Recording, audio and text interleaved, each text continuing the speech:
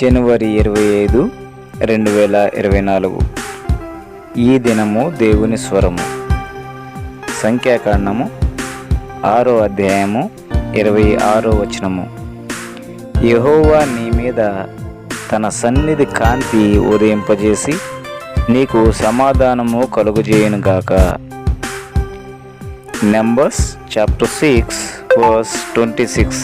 The Lord lift up his countenance upon thee and give thee peace.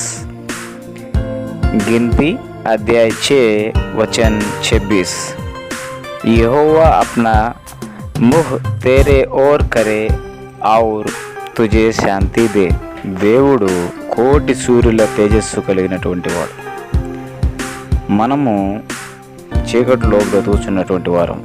మన మీద తన సన్నిధి కాంతిని ఉదయింపజేసినప్పుడు మన జీవితాల్లో ఉన్నటువంటి చీకటి తొలగిపోయి ఆయన యొక్క శక్తిని, ఆయన యొక్క కాంతిని మనం పొందుకోగలుగుతాం. చీకట్లో ఉన్నవాడు ఏమీ చూడలేడు, ఏమీ చేయలేడు, ఎటు కదలలేరు. ఎందుకంటే అంతా చీకటిమయంగా ఉంటుంది. ఎటు అడుగు వేస్తే అక్కడ ఏ అపాయం పొంచి ఉందో మనకు తెలియదు.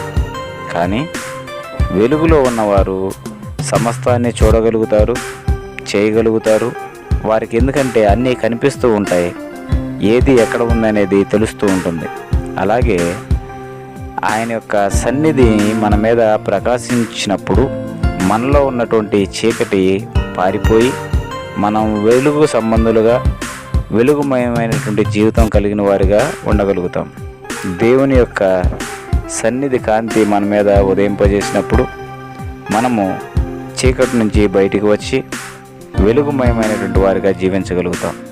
కాబట్టి మన జీవితాల్లో ఉన్నటువంటి చీకటిని మనము తన యొక్క సన్నిధి కాంతి ద్వారా తొలగించుకోగలుగుతాం. అపాయాలు, కష్టాలు, కన్నీళ్ళు ఎప్పుడు ఉండేవే. కానీ వాటన్నిటి నుంచి కూడా పరిపూర్ణమైనటువంటి విడుదల పొందాలి అంటే ఆయన యొక్క సన్నిధి కాంతి మన మీద ఉదయింప చేయాలి.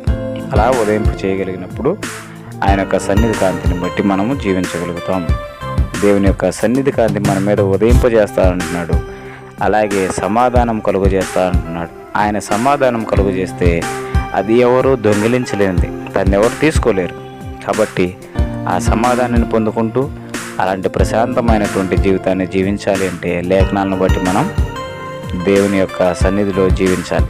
కాబట్టి దేవుని యొక్క లేఖనాలను మనం చదువుకుంటూ ముందు కొనసాగుదాం. ఈ లేఖనాల ద్వారా దేవుడు మనం దీవించి ఆశీర్వదించును గాక. ఆమెన్.